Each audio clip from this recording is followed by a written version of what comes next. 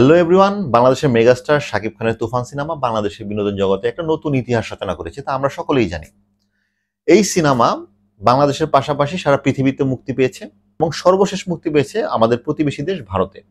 এবং ভারতে মুক্তি পাওয়ার আগে কিন্তু আমরা প্রেডিকশন করেছিলাম কেমন ব্যবসা করতে পারে, কেমন প্রতিযোগিতার সম্মুখীন হতে পারে বাংলাদেশের তুফান সিনেমা। আজ আমরা কথা বলবো ভারতে কেমন ব্যবসা করছে তুফান সিনেমা তাই নিয়ে, এবং কি ধরনের সমস্যা সে ফেস করছে সেখানে তাই নিয়ে। আমরা কিন্তু আমাদের আগের এপিসোডে বলেছিলাম বাংলাদেশের এই ব্লকবাস্টার তুফান সিনেমা ভারতে যে বড় রকমের একটা ধাক্কা খেতে পারে, এবং তাই কিন্তু সত্যি হচ্ছে।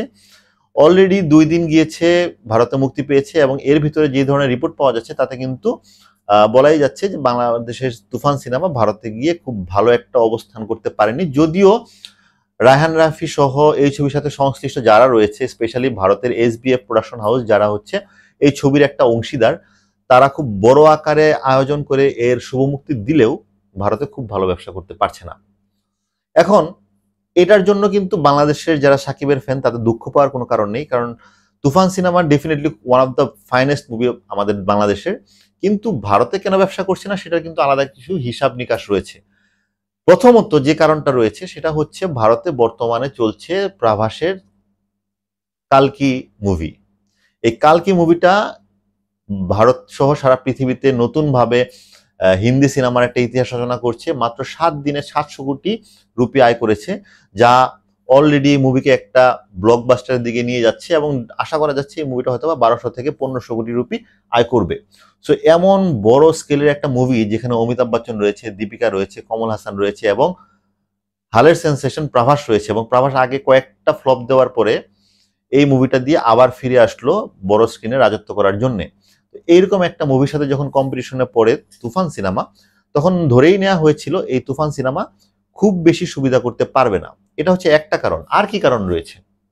আরেকটা কারণ হচ্ছে শাকিব খান আমাদের কাছে অনেক বেশি আবেগের জায়গা। শাকিব খানকে আমাদের দেশের নায়ক হিসেবে আমরা যতটা তাকে সম্মান করি, তাকে পছন্দ করি, তাকে নিয়ে উদযাপন করি, ততটা শাকিব খান কিন্তু পরিচিত না কলকাতাবাসীর জন্য।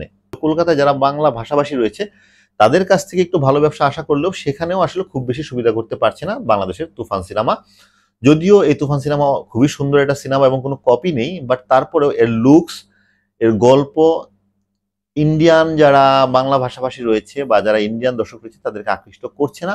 বিকজ এই একই সময়ে কালকি চলছে এবং নতুন মুক্তি পেয়েছে কিল নামে একটা মুভি, যেটা বেশ কয়েকদিন ধরে পজিটিভ রিভিউ পাওয়া যাচ্ছিল মুক্তির আগেই।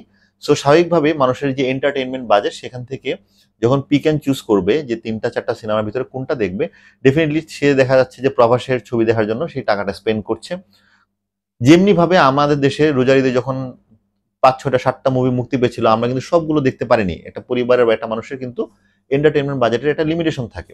সো সেই লিমিটেড বাজেট থেকে পিক অ্যান্ড চুজ করতে হয় যে আমি এই 5টা ছবির ভিতর থেকে কোন মুভিটা বা কোন কোন মুভিটা দেখবো। সো সেই যে শর্ট লিস্টিং, সেই যে লিস্টিংটা মানুষ করে বা প্রতিটা ফ্যামিলি করে, সেই জায়গায় কিন্তু যখন হলে প্রভাসের সিনেমা কালকি চলে বা কিল মুভি চলে, বা আবার জিতের একটা মুভি চলছে বুমেরাং, আবার বাংলাদেশ থেকে আমাদের দেশের সিনেমা, তাদের জন্য অবশ্যই বিদেশি একটা সিনেমা, মানে বাংলাদেশের সিনেমা, সেই সিনেমার জন্য আসলে তারা কতটুকু বাজেট রাখবে সেটা একটা রিস্কি বিষয় ছিল। এবং আমার ধারণা এর সাথে সংশ্লিষ্ট যারা রয়েছে তারাও খুব বেশি আশা করেনি, বাট তাও কিন্তু আশা রয়েছে। কি আশা রয়েছে?